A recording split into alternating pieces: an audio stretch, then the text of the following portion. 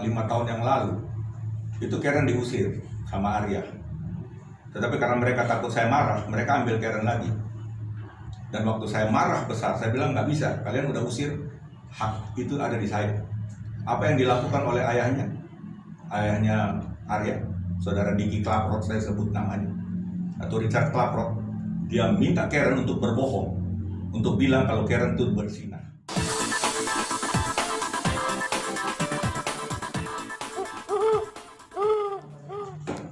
Ya, jadi kehadiran kami di sini, saya sebagai kuasa hukum sekaligus om dari Mbak Karen, kemudian didampingi dengan papanya Mbak Karen, tantenya Mbak Karen, dan Ibu Herminda juga sudah kami anggap sebagai keluarga kami, ya, ingin memberikan satu klarifikasi terkait dengan pernyataan dari Mas Arya, ya, yang kemarin ya, yang saya dengar sempat membuat LP di Polres Jakarta Selatan.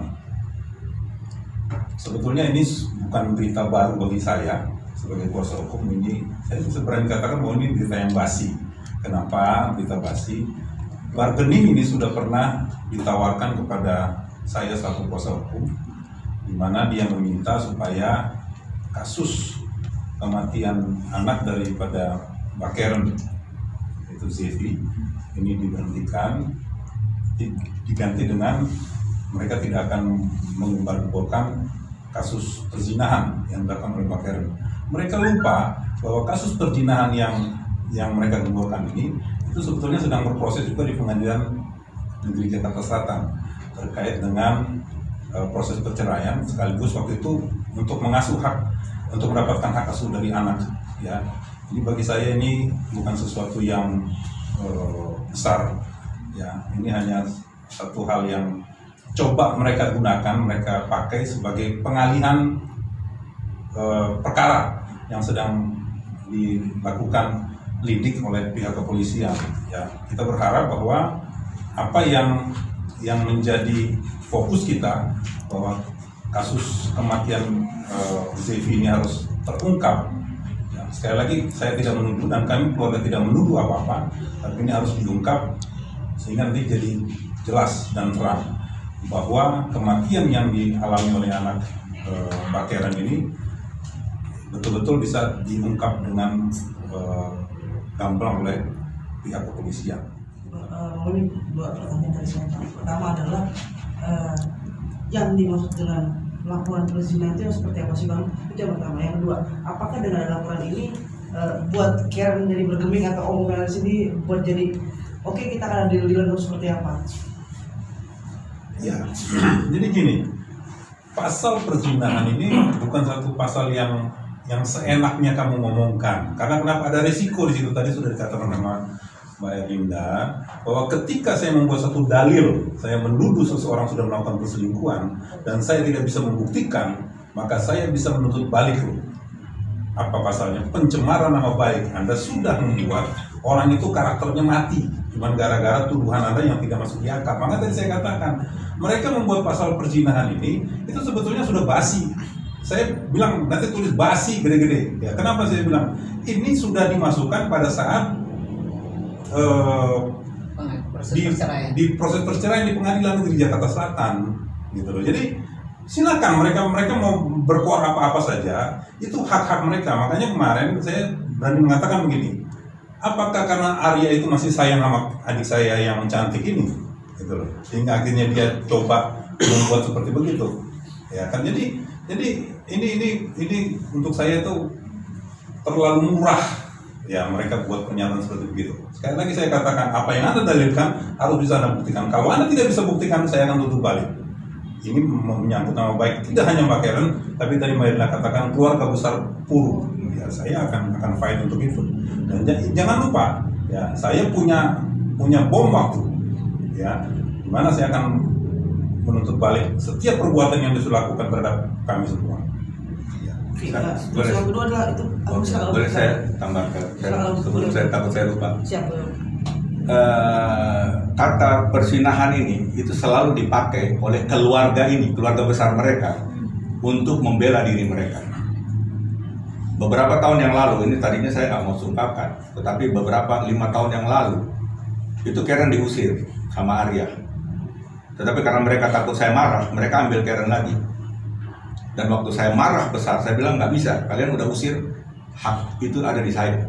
Apa yang dilakukan oleh ayahnya Arya, saudara Diki Klaproth, saya sebut namanya, atau Richard Klaproth, dia minta Karen untuk berbohong, untuk bilang kalau Karen itu bersinah. Dan waktu saya datang di sana dengan kemarahan yang luar biasa, saya langsung lunglai karena dia bilang Karen bersinah dan saya tidak berdaya. Dan itu saya perhitungkan. Saudara Deki, engkau telah berbohong kepada saya, engkau memaksa Karen untuk melakukan hal yang tidak dia lakukan, mengakui hal yang tidak dia lakukan, dan itu sudah dia sampaikan dalam duplik di dalam pengadilan perceraian. Kejadian itu di mana Om? Pada saat itu di Bandung atau Jakarta? Di Jakarta. Waktu itu Karen tinggal di Jakarta di salah satu apartemen. Dia diusir di tengah malam, bawa Sevi waktu itu masih umur 1 tahun. Bagaimana nggak geramnya saya? Saya marah sekali. Saya bilang, oke, Anda udah usir, saya ambil anak saya ambil cucu saya. Dan mengakui padahal itu bukan perbuatan Karen gitu, tapi apakah itu ada paksaan atau mungkin ada ancaman? Dalam ancaman ya. Itu cerita, it's a old story yang lama. Saya nggak bisa ingat terlalu detail, tapi yang pasti saya hanya kasihan sama anak saya. Saya boleh menderita, saya boleh dicaci maki, saya boleh diapakan saja, itu kebodohan saya mungkin. Yang penting anak saya bisa utuh bersama kedua orang tuanya, walaupun batin saya juga sebetulnya sudah tidak bisa. Itu kejadian di tahun 2015. Saya sempat pulang ke rumah orang tua saya selama 2 minggu, dan akhirnya bagaimana caranya, karena ayah saya sudah sangat marah sekali, akhirnya saya harus mengakui perbuatan yang saya tidak berbuat supaya ayah saya melemah, dan saya merasa sangat berdosa. Saya minta ampun, saya cium kaki ayah saya minta ampun sama papa saya, karena yang saya perjuangkan adalah hak anak saya untuk bersama dengan ayah dan ibunya, dengan berharap bahwa pernikahan ini bisa pulih. Itu ternyata saya pada saat itu mengambil keputusan yang salah. Harusnya saya kembali ke orang. Sampai di mana Om akan memperjuangkan dan mengobati luka Karen atas kasus ini? Sekarang stage itu mungkin sudah lewat ya.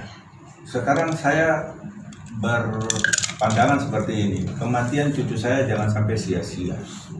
Dia sudah nggak ada, kita mau bikin apa juga, mau marah, mau sakit hati, mau dendam, nggak ada gunanya. Buat saya dendam itu seperti kita minum racun dan kita mengharapkan orang lain mati. Buat saya. Tetapi dengan kepergiannya Sevi, ada beribuan Sevi yang lain yang diambil haknya untuk bertemu dengan ibunya. 6 bulan dia diambil haknya, tidak bertemu dengan ibunya. Ini terserah, banyak orang mungkin akan protes pernyataan saya atau apa, saya nggak peduli. Tapi yang saya pedulikan ada ribuan Sevi yang lain, ada ribuan ibu-ibu, mungkin lebih banyak dari itu, yang mengalami hal yang luar biasa. Dan itu sekarang saya pasang hashtag Justice for Sevi. Itu yang mungkin harus jadi gerakan yang besar buat kita semua. Not only for Sevi, Ya. undang-undangnya sudah ada ya kayak. Jangan lupa subscribe, tekan tanda lonceng,